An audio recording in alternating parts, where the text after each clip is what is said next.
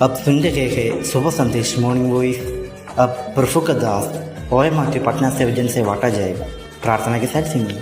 हम पर भी कृपा करना, हम पर भी कृपा करना, हम हैं पापी नादान, हम हैं पापी नादान।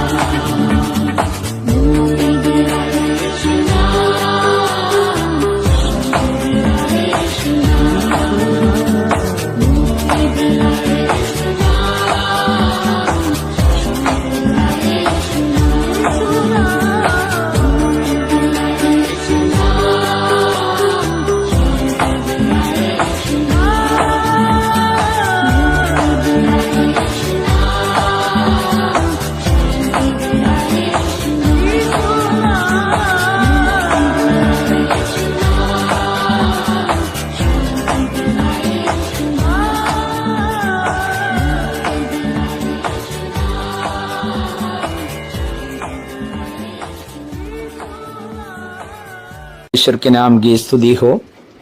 आज का मनन के लिए पगला यूहन्ना इसका दूसरा अध्याय 6 से 10 तक पद। कोई ये कहता है कि मैं उसमें बना रहता हूँ, उसे चाहिए कि आप भी वैसे ही चले जैसा वह चलता था। हे प्रियो, मैं तुम्हें कोई नई आज्ञा नहीं लिखता, पर वही पुरानी आज्ञा जो आरंभ से तुम्हें मिली है।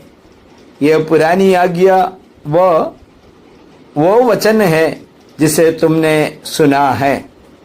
फिर मैं तुम्हें नई आज्ञा लिखता हूँ, और एक तो उसमें और तुम में सच्ची ठहराती है, क्योंकि अंधकार मिटता जाता है और सत्य की ज्योति अभी चमकने लगी है।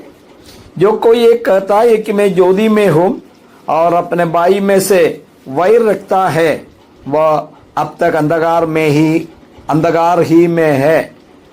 जो कोई अपने भाई से प्रेम रखता है, वह ज्योति में रहता है और ठोकर नहीं खा सकता। इन पदों में प्रेरित यूहन्ना कहना यही चाहता है कि मसीह जीवन के दो मुख्य बातें हम उन्होंने बताया, यीशु के समान आचरण करने और भाइयों से प्रेम रखने। जो व्यक्ति परमेश्वर में बने रहने का दावा करता है, उसका जीवन यीशु मसीह के पवित्र प्रेमपूर्ण मार्ग के जैसा होना चाहिए। 6वां पद हम लोग ऑलरेडी पढ़ चुके हैं। वहां पर यीशु के समान चलने के लिए हमें बताया मसीह दावा और सच्चाई। जो कहता है कि वह परमेश्वर में जो रहता है, उसे वैसे ही जीवन जीना चाहिए जैसा मसीह ने जिया। प्यारे भाइयों, मसीहत में जुड़ना, यीशु मसीह में बने रहना मतलब हम एक धर्म छोड़कर, नहीं तो अपना दूसरा विश्वास छोड़कर एक नया विश्वास में आया, इसके बाद अपना मर्जी में चलना। ये बाइबल अंगीकार नहीं करता। आप यीशु मसीह को उद्धारकर्ता और प्रभु के रूप में स्वीकार किया है, तो उनका आचरण, उनका चलने का तरीका वो हमारा जीवन में लागू करना है। आज यीशु मसीह धरती पर नहीं है, उनका आत्मिक उपस्थिति तो है, लेकिन वो स्वर्ग में पिता के दाहिनी ओर बैठे हैं। तो आज लोग यीशु मसीह को हमारे द्वारा देखता है।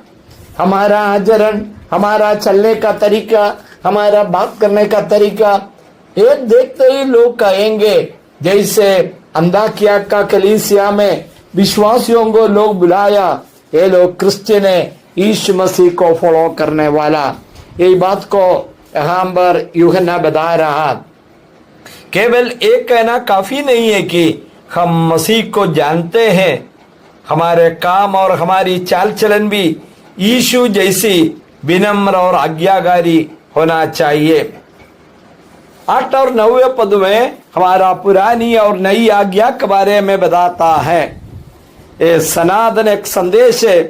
प्रेरित यूहन्ना बताते हैं कि भाइयों में से प्रेम रखने की ये आज्ञा कोई नई बात नहीं है, बल्कि यह वही वचन है जो विश्वासियों से शुरुआत से जो सुना। पुराना नियम में भी भाइयों को प्रेम करने के लिए बता रहा, जो कईन से बताया आपका भाई कहाँ, अपना भाई के बारे में चिंता करने के लिए यहोवा परमेश्वर ने कहता। मुझे सुनने वाला भाई लोग, यदि हम अपना भाई से प्रेम कर नहीं पा रहा, जो सचमुच में परमेश्वर का प्रेम हमारे अंदर में वास नहीं करता। और बताते ज्योति का चमकने के बारे में, ये आज्ञा अभी नई और प्रभावशाली लगती है, क्योंकि यीशु के द्वारा अंधकार मिट रहा है और सत्य की ज्योति चमक रही है। तो हम लोग जो 8वां पद में वही पढ़े हैं, 8वां पद में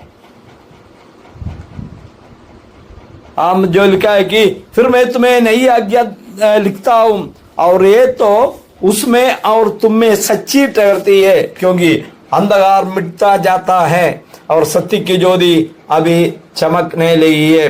9वां पद में, जो कोई ये कहता है कि मैं ज्योति में हूं और अपने भाई से वैर रखता है, वह अब तक अंधकार में है। अभी आप अंधकार में है परखने का एक तरीका बता रहा है, जो अपने भाई से जो वैर रखता है। जो कोई ये दावा करता है कि वो ज्योति में परमेश्वर में है, यीशु मसीह में है, लेकिन अपने ही भाई से वैर या नफरत रखता है, वह असल में अभी तक अंधकार में ही है, यह बात बताता। लेकिन प्रेम सब कुछ भूल जाता।